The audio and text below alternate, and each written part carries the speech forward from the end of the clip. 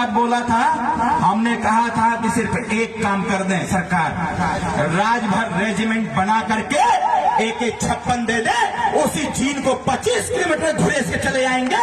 यह राजभर समाज का नौजवान बोला है। हमने कहा था कि हमारी सरकार, आज भी मैं कह रहा हूं, अगर भारत और पाकिस्तान का युद्ध छिड़ता है तो मैं इस मत से ऐलान करता हूं, हम जैसे नौजवानों के हाथ में AK-56 थमा देना और पाकिस्तान के बॉर्डर पर खड़ा करना ट्रेनिंग देकर के, हम करें गारंटी के साथ पाकिस्तान को 10 किलोमीटर घुसा करके मार के चलाएंगे हम लोग वापस। यह राजभर का खून कह रहा है, क्योंकि यह देश का इतिहास कहता है। जब इस देश में विदेशी आक्रांताओं का हमला हुआ था, जब इस देश में विदेशी आक्रांता भारत को लूटने का काम कर रहे थे, जब इस देश के बहुत सारे राजा परास्त हो चुके थे, तो उस समय किसने लोहा लेने का काम किया था?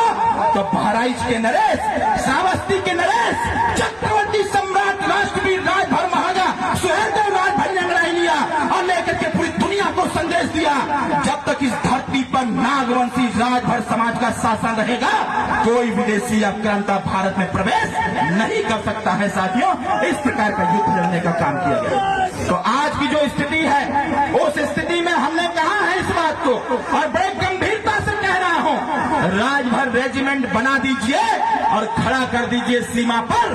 हमारा कदम पीछे हटने वाला नहीं होगा।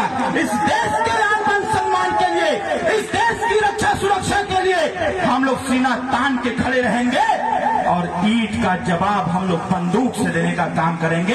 यह स्पष्ट रूप से हमने कहने का काम किया। अगर इधर 3-4 दिन में मुलाकात हो गई माननीय गृह मंत्री जी से, तो अनुरोध करूंगा, और हमको जितने लोग सुन रहे हैं हमारे नौजवान भाई, तैयार रहना, अनुमति मिलता है तो तैयार रहना, राजभर रेजिमेंट बनवाएंगे और बनवा करके साथियों सीमा पर चलने का काम किया जाएगा। यह आपका भाई डॉक्टर अरविंद राजभर भी आपके साथ खड़ा रहेगा।